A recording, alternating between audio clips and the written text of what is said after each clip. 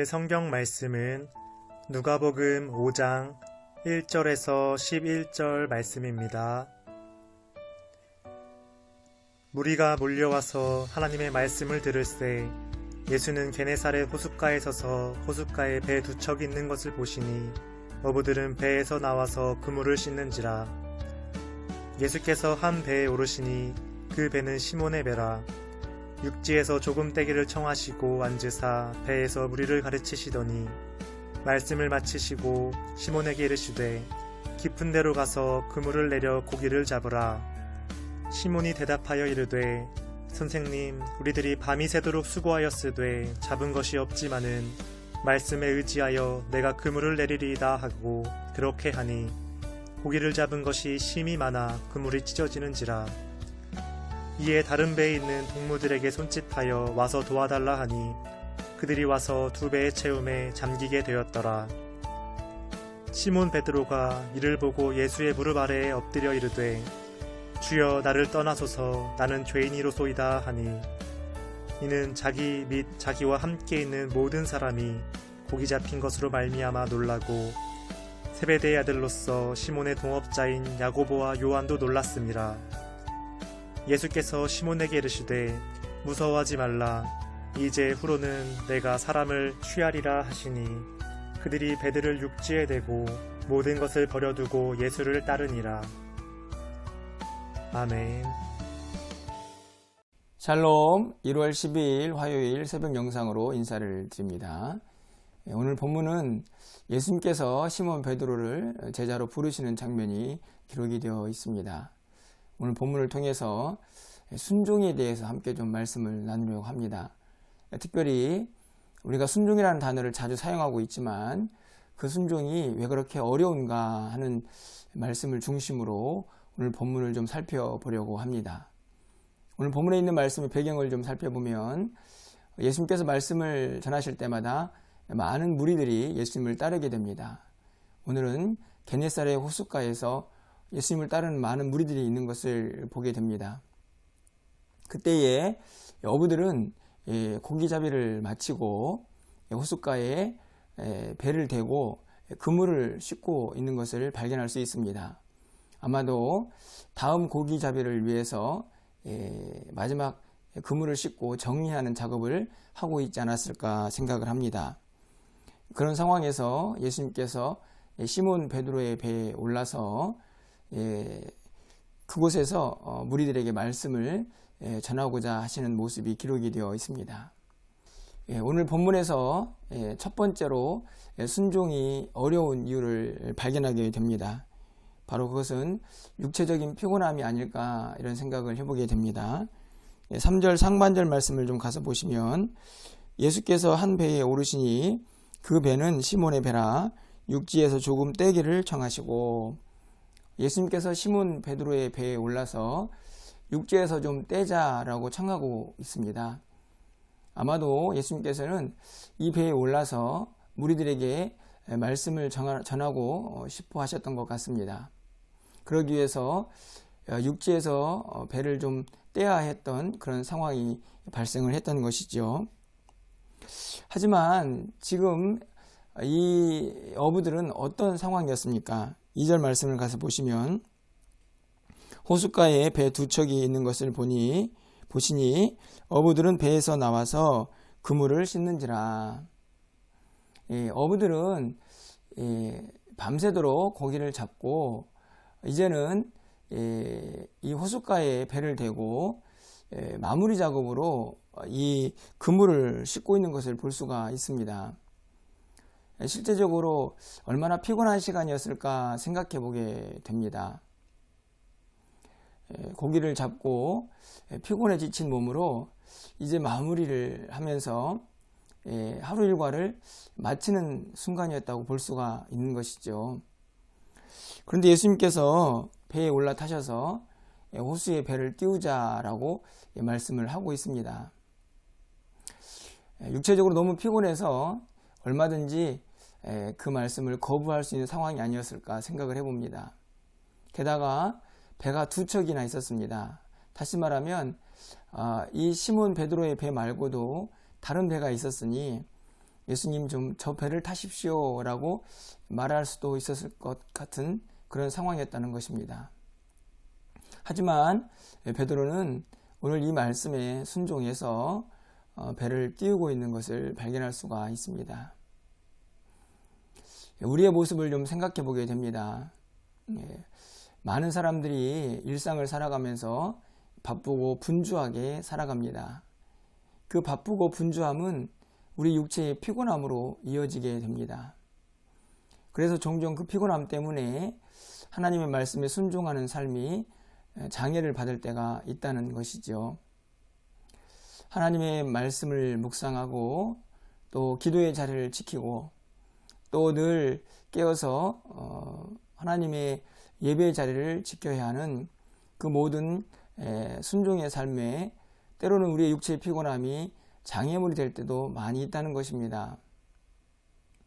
단순하게 말씀과 기도와 예배의 자리뿐만 아니라 이 하나님의 말씀의 이런저런 내용들을 순종함에 있어서 우리의 육체의 피곤함이 때로는 큰 장애가 되는 것을 볼 수 있습니다. 오늘 베드로는 그런 육체적인 피곤함의 한계를 잘 극복하고 예수님의 말씀에 순종하고 있는 것을 발견할 수 있습니다. 또 한 가지 순종이 어려운 이유가 있는데요. 그것은 바로 과거의 자신의 경험이라고 말할 수가 있습니다. 예수님께서 베드로에게 이렇게 말씀을 하십니다. 4절 말씀을 보시면 말씀을 마치시고 시몬에게 이르시되 깊은 데로 가서 그물을 내려 고기를 잡으라. 예수님께서 무리들에게 말씀을 가르치시고 특별히 베드로에게 요청을 하십니다. 깊은 데로 가서 그물을 내리고 고기를 잡으라고 하시죠. 이 말씀에 대해서 베드로가 어떻게 반응을 하고 있습니까? 시몬이 대답하여 이르되 선생님 우리들이 밤이 새도록 수고하였을 때 잡은 것이 없지만은 말씀에 의지하여 내가 그물을 내리리이다 하고, 이 본문을 보면 베드로는 이미 지난 밤에 밤늦도록 열심을 다해서 그물을 내리고 고기를 잡았습니다. 하지만 고기를 잡을 수가 없었죠. 그런 상황에서 예수님께서 또 가서 그물을 내리라고 이야기를 합니다. 아마도 이 과거의 경험, 다시 말하면 지난 밤에 열심히 그물을 내렸지만 고기를 잡지 못했던 그 경험들이 베드로에게는 큰 상처로 남았을지도 모르겠습니다. 그래서 예수님께서 또 그물을 내리라고 말할 때에 그 경험들이 순종의 방해물이 될 수도 있었던 상황인 것입니다. 하지만 베드로는 어떻게 합니까? 그랬지만, 그렇게 잡은 것이 없었지만 말씀에 의지하여 내가 그물을 내리리이다 라고 순종을 하고 있는 것을 볼 수 있습니다. 자신의 실패의 경험, 지난날의 과거의 경험들을 극복하고 말씀에 순종하는 것을 볼 수가 있는 것이죠. 오늘 우리들의 모습은 어떻습니까? 종종 우리가 오랜 시간 동안 신앙생활을 하면서 이런저런 믿음의 경험들을 하게 됩니다. 그 경험들은 그것이 실패이든 성공이든 우리들에게 어떤 신앙의 틀을 갖게 하죠. 그래서 그 틀 안에서 하나님의 말씀도 종종 거부가 되고 순종이 어렵게 만드는 상황이 발생을 하게 되는 것을 봅니다. 지난날의 신앙의 경험들이 예수님 앞에서 말씀 앞에서 순종을 하는 삶에 장애물이 될 때가 많이 있다는 것입니다. 오늘 우리의 모습 속에서 혹시 지난날의 경험들이 말씀대로 살지 못하는 장애물은 되고 있지 않은지, 그것들이 발견된다고 하면 그것들을 좀 깨트릴 수 있는, 그래서 순종의 자리로 나아갈 수 있는 그런 은혜가 우리 모두에게 있기를 소망해 봅니다. 마지막으로 순종이 어려운 이유는 그 순종을 위해서 때로는 모든 것을 포기해야 할 때도 있기 때문이라는 것입니다. 예수님께서 베드로에게 10절 하반절에서 이렇게 말씀합니다. 이제 후로는 내가 사람을 취하리라. 앞으로는 베드로를 통해서 사람을 낚는 어부가 되게 할 것이다 라는 말씀이죠. 오늘 본문에는 기록되어 있지 않지만 이 본문의 평행 구절인 마태복음 4장에 있는 말씀을 가서 보시면 이 본문 속에 나를 따르라 라는 말씀이 있습니다. 예수님께서 베드로를 부르고 계시는 것이죠. 나를 따르라, 내가 이후로는 사람을 낚는 어부가 되게 하겠다라는 말씀을 하고 계십니다. 이 명령에 베드로가 어떻게 반응을 합니까? 11절 말씀입니다. 그들이 배들을 육지에 대고 모든 것을 버려두고 예수를 따르니라. 예수님을 따르기 위해서 베드로는 많은 것을 버려야 했습니다. 가족도 또 친구도 그가 가지고 있는 배도 그물도 다 버려야만 예수님을 따를 수가 있었던 것이죠. 이 모든 것들이 예수님을 따르는데, 그 말씀에 순종하는데 큰 장애물이 될 수도 있었을 것입니다. 하지만 베드로는 그것들을 다 버리고 주님의 말씀에 순종하는 것을 발견할 수가 있습니다. 누가복음 18장에 있는 말씀을 가서 보시면 우리가 잘 알고 있는 부자 관리가 등장을 하죠. 이 사람은 어렸을 때부터 하나님의 말씀을 율법대로 잘 따르고 지켰던 사람입니다. 그는 부자였습니다. 그래서 예수님께서 그 부자가 가지고 있는 많은 재산을 팔아서 가난한 자들에게 나눠주고 예수님을 따르라고 말씀을 하죠. 하지만 그는 큰 부자였기 때문에 예수님의 말씀에 심히 근심하였다라고 누가복음 18장 23절에서 기록을 하고 있습니다. 그가 가지고 있는 부가, 물질이 예수님을 따르는 것에 큰 방해가 되고 있는 것을 발견할 수가 있는 것이죠. 다시 말하면 순종의 장애물이 자신이 가지고 있는 그 어떤 것일 수가 있다는 것입니다. 그것을 다 포기하고 버려야만 때로는 예수님을 따를 수 있는 순종이 가능하다는 말씀이죠. 정리해보면 베드로에게는 예수님의 말씀에 순종할 수 없는, 순종하지 못하게 하는 이런저런 이유가 있었던 것을 발견할 수 있습니다. 그가 가지고 있는 육체적인 피곤함이, 그리고 과거의 실패의 경험이, 그리고 자기가 가지고 있던 이런저런 소유물들이 예수님의 말씀에 즉각적으로 순종을 할 수 없게 하는 장애물이 될 수도 있었다는 것이죠. 하지만 베드로는 그 모든 것들을 극복하고 예수님의 말씀에 순종하는 것을 발견할 수가 있습니다. 순종은 기적을 이룬다라고 생각합니다. 베드로는 예수님의 말씀대로 깊은 데로 가서 그물을 내리고 고기를 잡았습니다. 그 결과가 어떻게 되었습니까?